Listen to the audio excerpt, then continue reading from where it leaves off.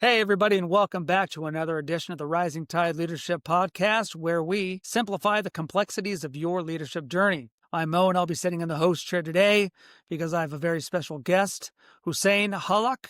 He's an entrepreneur, strategist, a thought leader, and he's dedicated his entire career to helping others create lasting positive change. Hussein is the founder and CEO of Next Decentrum, a company that builds innovative platforms designed to connect people through knowledge, creativity, and community. He's advised startups, Fortune 500 companies, and educational institutions alike, and he's been recognized as one of the top voices in blockchain and emerging technologies. He's also the author of the brand new and very provocative thought-shaping book, The Dark Art of Life Mastery, which challenges readers to take a radical ownership of their own lives. Hussein, welcome to the show. Thank you for having me. That's a brilliant introduction, and you got the name correctly and the name of the company correctly, which both are hard. I can agree with that. So Yes, that's very awesome. cool. Well, we're off to a good start, Hussein, and I'm excited to hear about your journey, about the book. Before we get to all that, why don't you tell my audience a little bit about you, your journey, how you got to be where you are today? Thank you. I grew up in the oldest capital in the world, Damascus, and I lived across three beautiful cities, Damascus, Dubai, and Vancouver, and they couldn't be more different than each other. And I managed to build over 20 companies across the three cities. And I've really managed to pursue everything that I've kind of ever wanted. And life gave me the stuff I never knew I wanted, but now that I have them, or I've managed to experience them, I'm very thankful and blessed. And throughout this journey, I managed to learn a lot about what leadership meant, what it takes to build a company, what it takes to build great relationships with people, and all through hard work, not just hard work, and also a lot of mistakes along the way and ups and downs. And that came to define who I am and what my purpose is in life, which is to help others avoid as many of the, let's say, needless mistakes. Mistakes are, you cannot avoid them, but needless mistakes, and to build a life of meaning, which is what my purpose is. So that kind of defines who I am and what my kind of vision for the world and what I work on today. And it's fun. I can't say that of course I would do a lot better without the biggest failures that I've had experienced, but I do love my life, and I'm very, very thankful for being here. Let's talk a little bit more about your philosophy. You've described leadership as an opportunity to empower and create lasting positive change in people. Where did that vision of leadership originate for you? It came from me doing leadership wrong at the very beginning. I thought at the very beginning that the leadership was to be supervise people, to kind of tell people what to do, or to be the inspiration and to be the source of everything. And I did do that. And to the point that everybody hated working with me. and even my brother, who worked with me at the early beginnings of my professional life, hated working with me. And he said, if I didn't know you better, I would have quit even earlier. And that kind of impacted me because I thought that was what leadership is, to provide direction for people, to guide them because they didn't know any better.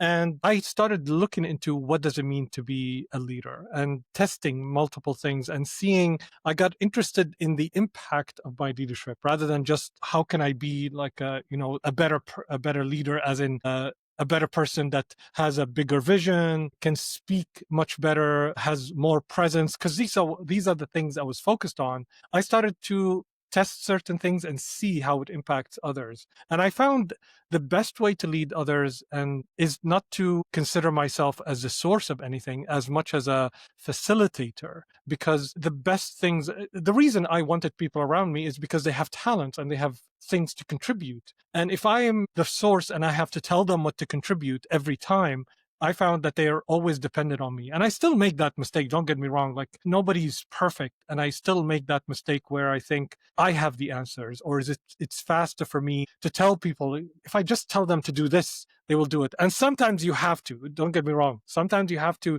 step in. But I learned something called the leadership dance, which is sometimes you have to step in, to take action, to lead, to kind of guide people, to point out which directions exist or which is the best direction. And sometimes you have to step out. After stepping in, you have to step out so that people can step in and do the work and engage and grow through that act of leadership. Well, for me, leadership became a dance where you step in and share, and then you step out and let people kind of step in to kind of play a role. So it became that cycle of engagement and back and forth. Leadership cannot happen without the people around you that Huh. you're leading. Leadership is also an act that should generate, in my opinion, should generate leadership in others, because you want them to lead in their field or in their role and in the organization as a whole. And that is what I'm still exploring, because everybody who works with me will tell you I'm still a work in progress. Hussein, you've led and advised organizations in rapidly evolving industries. What's the common leadership DNA across successful ventures? Think first, you need to be humble and understand that you don't know the future, and nobody does, and that there is uncertainty. I think one of the biggest faults that leaderships or leaders do is to assume that they know and the others don't. And this is not a work in progress. So the most effective leaders that I've found is that they don't give a false sense of security. Instead, they actually communicate on a regular basis what's going on, and they are extremely honest and direct. And what that does, it gives people around them the ability to navigate and to work together. The other thing that I saw is that they understand that their role as leader is not above somebody else. It's just a role that you play within the team. Some people lead, some people don't, and because that's needed, it's a role that is needed in the group. And in certain areas, leaders do step back and allow others to lead where they can or where they are more effective. So just because you're a leader of an organization doesn't mean that you lead in every meeting and in every aspect. We call it, I think they call it the hippo effect, which is highest paid person in the room. Huh. Which is what that means is that if you're, and you need to be aware of that, if you're the CEO, you're the top leader, you're the highest paid person, when you talk, people can take your, even if you don't talk, let's say, with authority, even if you are the most humble, even if you allow for space, you need to be very cognizant of your impact, because people will well, that's the CEO, he must know better. That's the person who has the highest experience or the highest paid. That means they know better. So what you need to do is you need to carefully create even more of a space for people to speak. For example, when I used to speak, I would say, well, I'm okay with anybody challenging me, so why people aren't doing it? Well, people have to calculate, well, if I, challenge the CEO, will I get fired, or will it be taken as a point against me, or will it impact my review later? Will the CEO be unhappy because of that? To create something like this, you have to be aware, hyper aware as a leader of your impact in the room, of how you impact people. Sometimes you have to let meetings happen without you, even though you have something to say, and so that you allow for people to participate and to grow and to contribute to the vision that you want. So it's a very complex thing to be a leader. You need to as a leader not just say things. You need to allow the space for things to happen, and to nurture leadership in others and give them the time, because not everyone is like you. These are things I had to learn, and these are things that I saw the most effective leaders do and allow to happen. For example, not for anything, but Mark Zuckerberg in the earlier days had an office among the, let's say, his team. There's a reason for that. It's not that he's humble or something like that, because that creates affinity and closeness with the team, and he's hearing what the team is talking about, and he can jump into conversations or pick up on the conversations. That's the reason why you have that. Even though it's not effective, it's seen that open, let's say, layout is actually not effective for people to do the work, but it's highly effective for people to create that sense of togetherness and working together, for example. Yeah, I'd love to hear a little bit about your work in the startup world. And in the startup world, innovation is critical, but also execution is critical. So, how do you keep those forces in harmony? Well, the innovation is really about creating value, and creating value in ways that appeal to the customer, in ways that they didn't expect. For example, like creating the iPad. The customer, it has to deliver value, but it's a different format. It's a different approach, for example. So in the startup world, innovation actually is important in every business, but in the startup world, it's more important because you are a newcomer to the market. So you have to bring even more value or value in a very different way than people are used to, but you still have to deliver values. Innovation happens in the startup world by focusing relentlessly on the value that you want to deliver. And because you're a startup, which means you're a small company, ragtag group of people that are coming together to experiment in a market that you don't know anything about. Because the difference between an established company and a startup is that an established company knows their market. They know their customer, they know the habits of their customers, they've been working in the market for a while, so they understand certain things. So innovation for them looks differently than a startup.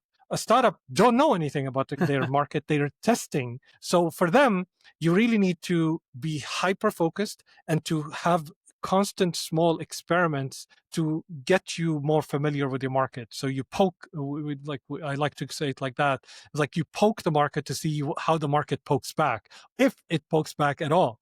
So you throw something out there and you see how the market reacts. And you shouldn't do something big. You shouldn't work, let's say, for 3-4 months and then present something. You work for a week and you put something out there and you see how the market reacts and if it reacts at all, and then you work with that. So that is how innovation works there. And that means you're constantly in contact with your team. You're constantly testing new things. That's why you work endless hours, because you're constantly testing and you're experimenting. It's not about, the time that it takes. It's about that you're testing and reacting and seeing, and you talking to your customers. Businesses that are established don't have to do that.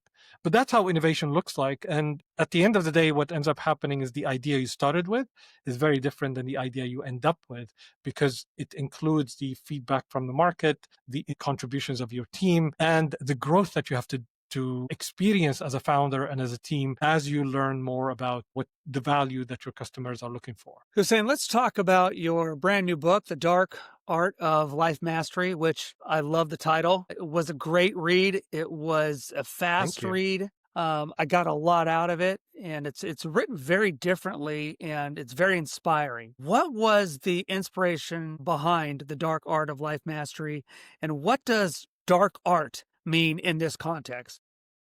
Very cool. So the inspiration behind it is that before, in 2016, 2017, I worked at Launch Academy, which is the #1 incubator in Western Canada. We worked with 6,000 founders. We helped them collectively raise over $2.5 billion.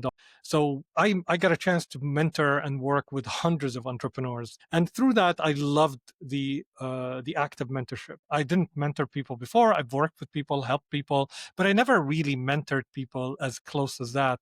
And I saw the impact that creates when you actually help people discover, figure out certain, challenges. So I wanted more of that. And especially after COVID, what ended up happening is that even though I wanted to do that in person, COVID kind of prevented us from doing that. So that's number one. And I felt that I'm not leaving my kids and the other founders or the other people that I've never met. I didn't leave them with anything of my legacy, of all the learnings that I had to go throughout the last 3 decades of working in the startup world or building businesses and helping those entrepreneurs. So I wanted to capture all of that in a book that is more like a conversation, not a book of 1, 2, 3. But it's more like a conversation with a friend, just like a conversation I would have with a founder. I would sit with a founder, listen to them, tell them stories, address certain things that come up.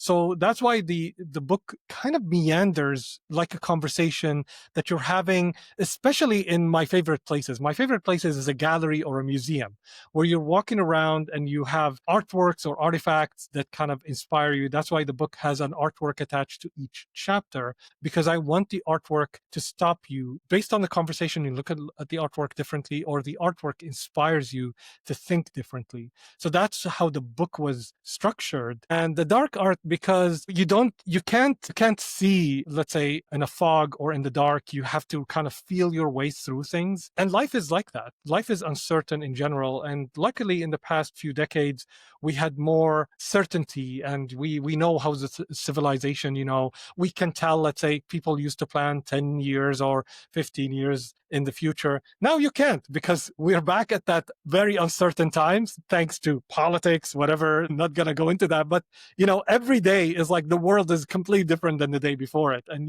And we as human beings, we grew up around that. We evolved to have our brain deal with uncertainty. You go out of your cave, and you don't know if a lion is going to jump in, or a saber-toothed tiger, or you're going to find the food that you didn't. Everything's uncertain, so we're used to that, and we work with that. So I wanted to bring people back to uncertainty is the fact of life.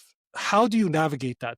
How does it become something normal and you deal with it and it's not something scary? This is what entrepreneurs deal with every day. The constant fact in the life of an entrepreneur is uncertainty. You don't know what's going to happen tomorrow, and you have to deal with it as it's happening, and you have to navigate it. So I wanted to expand that and give that kind of gift to everyone to be able to deal with it, and to do it through a conversation. And because it's an art, it's not a process. You can't do 1, 2, 3 and get 4. It's mostly like, you do 1 and then 4, and maybe you stumble on 6 kind of thing. So that's like, it's an art, and you don't know what you discover. So I wanted to open people's minds to, accept life as it is and venture into it and enjoy it as you kind of figure your way through it, like a game. So that is the impetus and the premise behind the book. Yeah, I had a lot of fun reading it. In fact, there are some chapters that they don't resolve. They just end with a question, or they end with something that you're saying. And I'm like, Hussein, what? Okay. Yeah, Where do I go from here? And all of a sudden it's the next chapter. And I that's thought, so true. I think he's meaning to do this. And so it reminded me of those old books that I used to read in school, the choose your own adventure books, because I was at the end of some of these chapters and I thought, Hussein didn't give me an answer to this. So what would I think? It doesn't resolve, but you're on to the next topic. And it was great. I love it. Thank you. Thank you for that. That's like the best kind of review that I can get. Well, if I can put That's a review awesome. for you online, you let me know, and I will put exactly that, because people need to hear Yeah. that. Hussein, I'd love to ask you about this. You write about mastering the right wrongs. Can you explain what that means and why it's so important for leaders? Interesting. I think we're gonna make mistakes and we're gonna fail regardless, because it's just the nature of life. I think what we've done is, because of the Industrial Revolution, because of capitalism, all of our systems are all about getting things right, because it's very expensive for a corporation to get things wrong. And what we want is, we want employees, and we want people that do the right thing, which is definitely important. Like, if you're a doctor or you're an engineer, or you are a scientist, let's say a rocket scientist, you have to do the right things, and you have to study so that you can get things right, because the wrong things can lead to disasters. And that's perfect. But in everything else in life, the way we learn is through failure. You fall your way to walking. If you're playing any game, basketball, you have to be willing to shoot a lot of, out, or miss a lot of the hoops that you're going after. What is it? Michael Jordan, I think, missed 70% of the shots that he took. Yeah. So it's just a part of the success is failure. And we kind of miss that because we don't learn it anywhere else. So entrepreneurship is all about that. However, what you want to do is, you want to do the right kind of failure. And the right kind of failure is failure in the direction of where you're going. If you fail in things that you're not, or you make mistakes in the things that you're not going after, those things are just going to hold you down. So what you want to do is, for example, if you're failing while you're trying to shoot for the hoop, it should be your hoop. You're not shooting in the hoop of your team, and you're scoring goals for somebody else. That's basically what it means, is that as long as you know where you're heading, so you need to have a direction, a path, a choice of where you're going. And then failure in that direction is still a win, because you're advancing and you're learning from it. That is how we teach entrepreneurs. It doesn't matter what the outcome is. The learning is what matters. So even if you try something, it doesn't work, then you don't just say it didn't work. You just say, why didn't it work? It's a reason to investigate. It's a reason to search deeper. It's a reason to talk to your customers. Why didn't they buy? Why don't they care about the product that you're doing? And another way of saying it is that, get married to the question rather than the answer, or love the problem, not the solution. Yeah, I really love that the book challenges traditional self-help advice. Was that intentional? And What did you feel was missing from the conversation about personal mastery? Yes. So I love self-help because every self-help book was kind of, these were my mentors when I didn't have any mentors. I grew up in Damascus, Syria, and then went and lived in Dubai.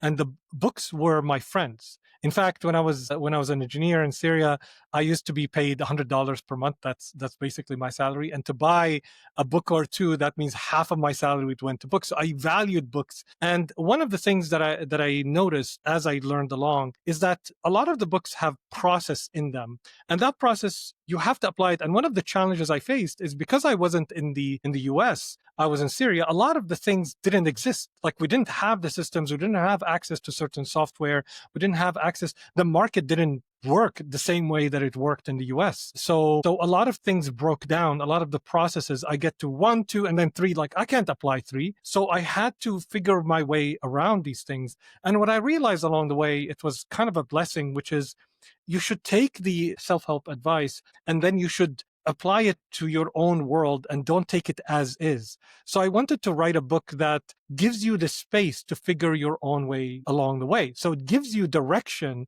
and it forces you to make certain choices and gives you the questions so that you can figure out the answers, because their life has multiple answers. And the same way we work with entrepreneurs, when you work with hundreds of entrepreneurs, everyone has a unique idea. Everyone's working on a different product. You start seeing patterns, and you can't give them as like, well, do 1, 2, 3. If you do that, then they're going to come back to you and say, well, I did 1, 2, 3. What is 4? What is 5?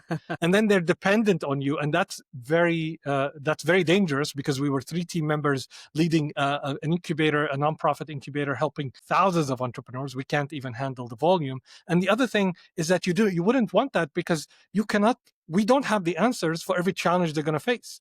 They're going to have to face those challenges alone. So I learned through that you need to give direction, and you need to help them find the right questions to ask rather than the right answers. And that's why the book is structured that way. It's not a knock to the self-help. Sometimes you do need a process. Like, I like the book, what is it? The Checklist Manifesto, for example. Yeah. You have a checklist. It's a doctor that wrote it.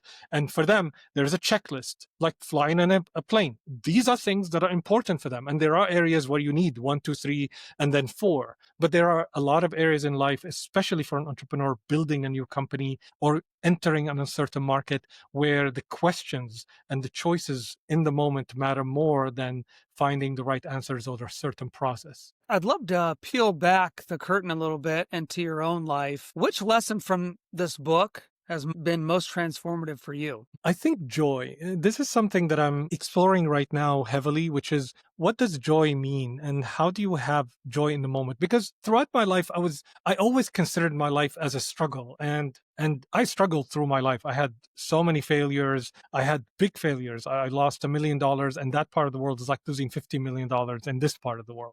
So, and I had to rebuild from zero. And actually, I'm writing a memoir with my partner. It's called Starting Over, because all of our life is about starting over. I started over in 3 cities, and in every city I had to start over several times. And we moved, I think, more than anybody would want. Like every 2 years or every year and a half, we'll move to a new home. So it was always starting over. And one of the things that is missed throughout that, because we're always focused on what to do, on action, on like, what is next? What is next? You miss those moments where you can enjoy the process. It's like if Michael Jordan would have played the game, and I'm relating myself to Michael Jordan here. If you're playing the game and all you care about is the result at the end, and there's no joy in between. And if there is no joy in between, those are 2 hours of the hardest, like they're horrible, because it's all dependent on the result. So what I'm learning, and I think the last chapter in my life, which is like the last 10 years, the last decades, hopefully it's not the last forever. I'd still have some more, but I would say the last 10 years, I've learned more to appreciate and explore what does it mean to enjoy, even while working hard, even while, you're through the struggle. What does joy really mean?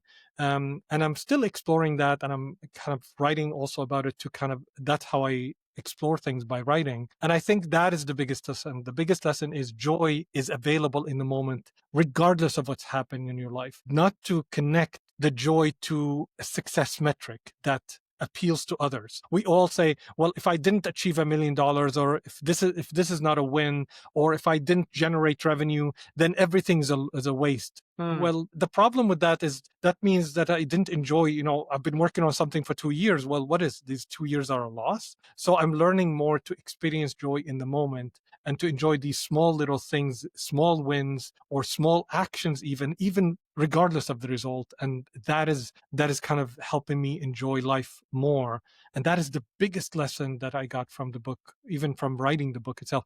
I don't care that it was published. It took me 4 years to get here. And throughout this process, it's been a joy at every single moment. And that is the biggest lesson for me. I love it. Thanks for sharing that. If a leader could take only one principle from your book and apply it tomorrow, which one would it be? I think the biggest lesson here is you can make a different choice. And I'll explain it what that means. A lot of times we get stuck with the choices we made. So for example, let's say yesterday we decided this is where we're going. This is our vision, our grand vision. And maybe we worked on it. We did a retreat, a retreat with our team. And we worked hard to define the direction and all the elements of where we're heading. But then things changed. Next day, Donald Trump came up and announced tariffs and we can't do anything about it. So we are not locked into the choice that we made yesterday, even though we invested a lot of time in making that choice. We can make a different choice right now in the moment. And I think that is probably one of the biggest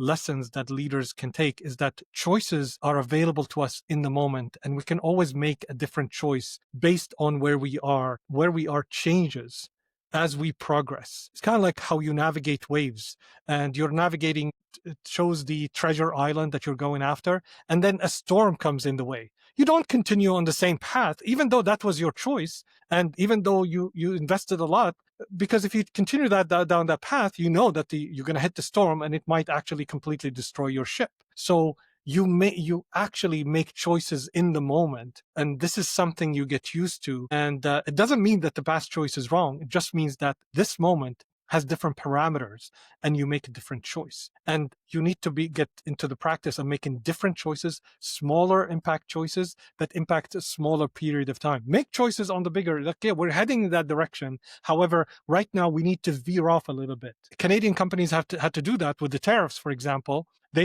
Canadian companies rely a lot on American companies, a lot of the business that they do. And with the tariffs, they had to change direction, and that's painful. But you can't just, some of them decided to wait. Things will change, whatever, until things change, make a different choice. This is what's available in the moment. This is the waves that you need to navigate now. Navigate it and then deal with the next wave, and then deal with the next wave.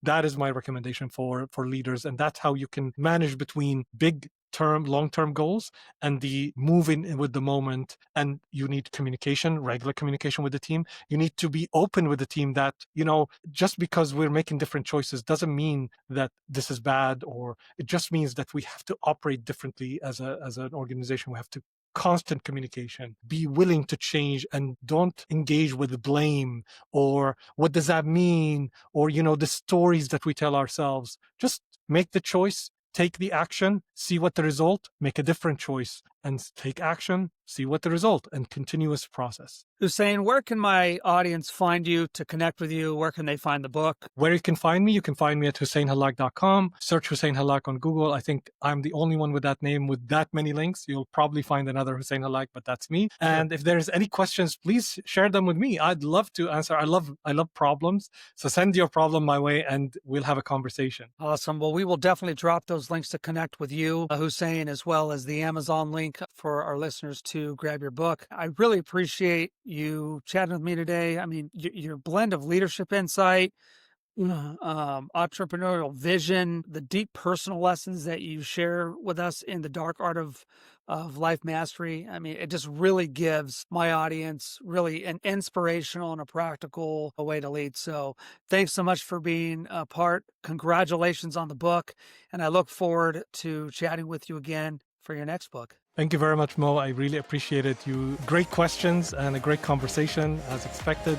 So thank you for having me. I appreciate that. All right. And to our leaders, don't forget to like, subscribe, and share. Sign up for our newsletter. We'll talk to you next time.